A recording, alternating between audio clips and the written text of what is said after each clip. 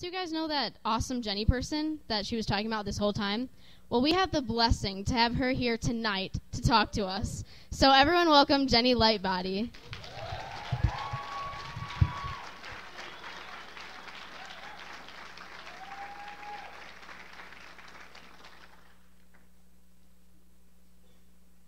I am just so proud of Amanda right now, and I could just listen to her talk about her relationship with Jesus all night. So I'm going to open us up in prayer. God, we love you, and we trust you, and we want you to be the Lord of our life, and we want you to lead us and protect us and show us yourself, because you're the one who gives us purpose. And just thank you that you fulfill us and you give us hope, God. We love you. Amen.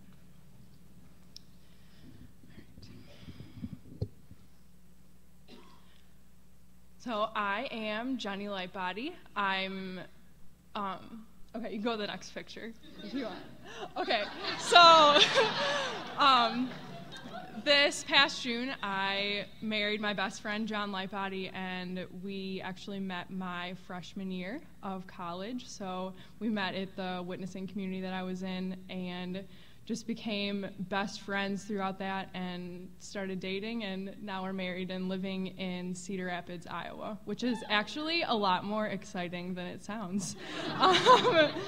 We just became members of a really awesome church. It's part of the Acts 29 network, and this is the church that we're a part of is so close to an InterVarsity chapter. They have missional communities, which are a lot like witnessing communities. We meet in people's houses once a week, and we study the Bible, but we're friends outside of that too. Sound familiar?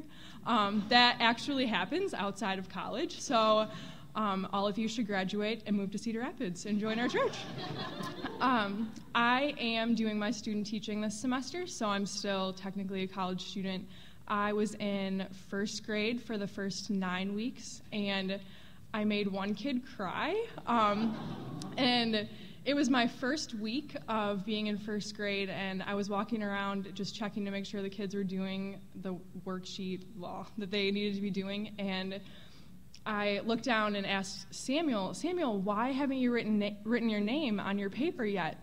And he looks up at me, and his eyes were full of tears, and he just said, I can't stop thinking about my birthday. And his birthday was a week after that, so he was just so excited about his birthday party.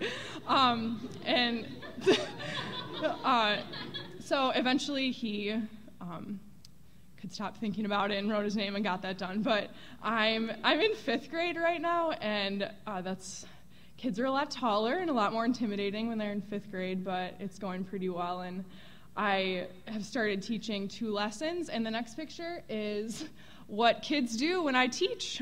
This is on a napkin, and it doesn't even really make any sense, but I yanked it from a girl because she was being really distracted, and it's just kind of funny, fifth grade stuff. Okay, so I am here tonight to talk about relational evangelism, and that is just sharing your life with the people around you. It's being real and honest about every part of your life and inviting people into that with you. So for me, it's really tempting to be open and honest about certain parts of my life. So with some people, it's really easy to be honest about student teaching and how hard that is. And some people, it's really easy to be honest about my relationship with my parents and my family. And some people, it's easy to be honest about my relationship with Jesus. But relational evangelism is inviting people into your whole life. So it's all of those things. It's not just one aspect. It's all of it. The most valuable thing that we can share is ourself. It's your time, your energy, and your life, because what more is there to give someone else than that? And through prepping this talk, I realized that I became a Christian through someone showing me relational evangelism, and I didn't even realize it. I grew up in a non-Christian home. I grew up Catholic, and my best friend in high school became this girl who was a Christian, and she was my friend way before I was a Christian, and it was really similar to it's kind of weird because she was talking about me, but just that my best friend Tia was so inviting to me. Like, she always was inviting me over to her house and into her life, and I considered her parents to be like my second parents, and she loved me well, and I felt that. So when she first invited me to youth group, I just went with her because that was part of her life, and I wanted to be a part of that. And the first time I went to that youth group, people prayed to God, and they were actually in a conversation with him, and I'd never heard that before. I'd just heard set prayers, and I thought that everyone there was crazy because I'd never heard anyone pray like that before. So I didn't go back for a couple months, but Tia stayed my friend throughout that. She didn't stop talking to me. She didn't stop inviting me to youth group. She invited me every week. I just chose to say no, and she just kept inviting me back. And eventually I ended up going to a few youth group conferences with her and finding out that Jesus wanted to have a personal relationship with me. And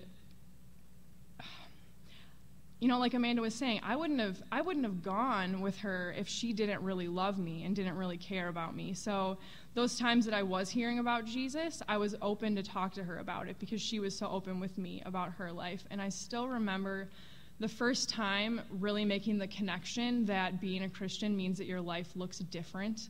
And Tia was talking about how she was excited to go to church the next day, and I'd never been excited about going to church, so that really stood out to me. And that was the night that she explained the gospel to me. And, so throughout high school, I kind of followed her, and I was really dependent on her for my relationship with God. And when we went to different colleges, I was all on my own. And my freshman year here at Platteville, I got involved in the party scene right away, and I got involved in InterVarsity. So I was just living a double life and feeling guilty all the time. And throughout all of that, Tia stood by me. She still talked to me on the phone, and she still wanted to hang out with me, and she still came down to Platteville to visit me, even though my lifestyle wasn't reflecting the choice that I made to follow Jesus. So after a semester of just living a lie and living that double life and feeling guilty and empty and just purposeless, I came back home that winter break, and she was the one that reminded me of Jesus and reminded me of who he was and how much he loves me. And, again, it's just about that relationship that I had with her. So I'm just forever thankful for her. And I came back to school that second semester, and because of her strength and because of the strength that God gave me, I just stopped that scene and just stayed with what was important and got really involved in my witnessing community. So the second semester of my freshman year, I was invested in by Becky Morrow, and she invested in me throughout all of college. And I think that relational evangelism quickly becomes discipleship. So when you are sharing your life with someone and you do a gig with them and they decide that they want to follow Jesus, that has to become discipleship. Because if that person just becomes a Christian and then you leave, there's no opportunity for growth there. We all need someone to ask questions to, and we all need someone to have conversations with. So it needs to become that discipleship right away. And I guess the next thing is why relational evangelism? Why actually put forth the effort and be friends with someone? And I heard this really awesome quote at Life Fest. I went probably 4 or 5 years ago, and the quote was, "If you take all the lights in the city and put them in a corner, you'll have a really bright corner, but a really dark city." And that's the reason that we don't have an InterVarsity residence hall, because that would be a really bright res hall, but all of the other ones would be super dark. And I'm so proud of this chapter and how people have chosen to, become RAs in different buildings and to be residents in different buildings that aren't as desirable. And we're doing that so that God's light can spread. And that's exciting and really encouraging to me. I think another thing that I really appreciate is not moving as a big unit. So since there's a lot of people here, we could decide we're all going to get really involved with Habitat for Humanity. So everyone at InterVarsity would be involved in Habitat for Humanity. But that would only be like one organization that we're reaching out to and one like group of people. But instead, because of the relationships that we're forming, people just get involved with things that they're interested in and just reach out to the people that they're already seeing on a daily basis. So the people that you're sitting by in your classes and the people in the organizations that you're already in, those are the people that you're forming relationships with. People aren't dumb, obviously, so we know when we're being cared about and when someone's being fake. And it takes a lot more effort to be friends with someone than it does to be fake. So an example of being like friendly versus being actually friends with someone. Being friendly is saying, hey, how's it going, as you walk by someone else. So that doesn't really leave a lot of room for conversation, which, I mean, it's a good thing to ask someone how they're doing, but being friends with someone is sitting down with them, like getting coffee or eating breakfast or doing whatever, and saying, hey, how are you doing? And closing your mouth and listening. Like, that's being friends with someone. And one of my biggest regrets, what happened my junior year, and there was a girl on my wing who I totally took the project approach towards. So what relational evangelism isn't is, it's not like a bait and switch. Like, I'm going to be this person's friend, and then they're going to become a Christian, and that's the only reason that I'm being their friend. Because I didn't pursue a friendship with the girl.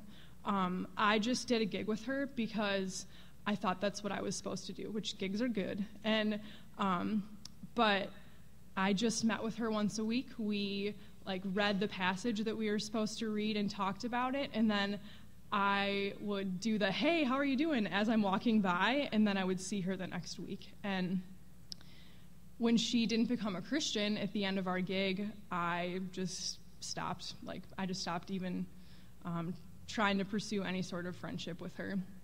And, you know, that's really lame. That was really lame. So on the other hand, Amanda and I, we actually had a friendship, and we care about each other no matter what. And that's encouraging, and that's what matters. So how we can pursue relational evangelism is by sharing our lives and taking risks. Because it's scary to ask people we don't know very well to like go to Walmart or to eat dinner, and it's just a scary thing to do sometimes. But a few practical things that you can do is inviting people with you to go get food, inviting someone with you to go to Walmart, having a movie night, doing homework parties. Those never really worked for me in college, but maybe they'll work for you. Like playing video games, which my fifth graders, I was reading this book with this fifth grade kid, and I asked him if he knew what a campaign was, and he said, like, on Black Ops, and I had no idea what that was, but I found out later. But he got the vocabulary eventually, so that was good.